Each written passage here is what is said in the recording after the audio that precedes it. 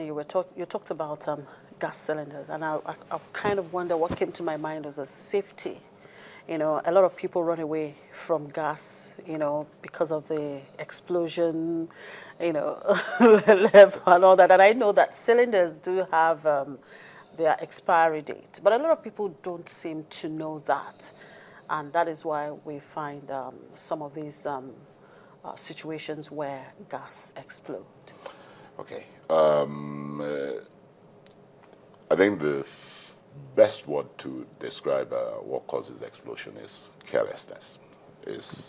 You can have that in any fuel you have. If you are careless with candle, it can burn a house down. If you are careless with kerosene, it can burn a house. It can burn anything you place it next to down. It's carelessness. What we do know is that there are minimal. I've lived all my life using gas. When I was young, from the day I was born, I've never had an explosion. And you will have those many stories. But what we do in the industry is we have a lot of self-regulation, very strong self-regulation. I think NABGAM is actually having a situation where they will partner with SON about refurbishing cylinders to make sure that cylinders are okay. Generally, your cylinders can last about 10 years. But every 5 years, you're supposed to go and look at it and refurbish it and see that it still withstand the test. Secondly, SON is very strict on how we import cylinders. We've known of situations where cylinders have been imported without a proper SON license, and they have been stopped. They haven't been allowed to come into the country. We've had situations like that in the last 2-3 years.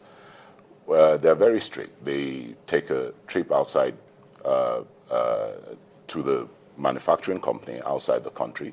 They do all the necessary tests to make sure that those cylinders pass the appropriate tests before they are allowed to import from that manufacturer. So they do all that. But there might be other points that Mr. Bellon part of the safety measures that we in the industry take. He's mentioned self-regulation. Let me start by he's been mentioning NABGAM, NLPGA. These are the NLPGA is the Nigerian Liquefied Petroleum Gas Association, which is the umbrella body of gas industries in Nigeria. Then you have the NABGAM, Nigerian Association of Liquefied Petroleum Gas Marketers, which comprises mostly of gas plant owners. Then we have what we call LIPGARM, the Liquefied Petroleum Gas Retailers Association of Nigeria. All these form chain. And when you come to the industry of LPG, you have the regulators. In all our meetings at the LPGA, SON is a member. DPR comes to all our meetings. So when we talk about regulation, it's all inclusive of all these bodies. But what we try to do in the industry is to do what we call self-regulation by telling some of these gas plant owners, all of them at the NABGAM angle, to look at cylinders that come to their plants and see the ones that are no longer functional, that can't be used. And of course, advice the customer. Is given. But what he said is that SON is equally doing great. But the advice I have to give to the public here is this. There are SON certified cylinder importers. Some of these cylinders come from SON certified mills abroad. But do you know what happens? Some of these cylinders are a little bit costlier than the ones that fly in from all nooks and crannies of the world. But what do Nigerians do? They go for the cheaper cylinders. It's the same affordability that we're talking about. Which is what we are preaching against. So my advice is that if you come to the industry now, SON has product numbers on the certified products that they have really given out, say, okay, go and bring the cylinders. Every company that imports cylinder has a product number.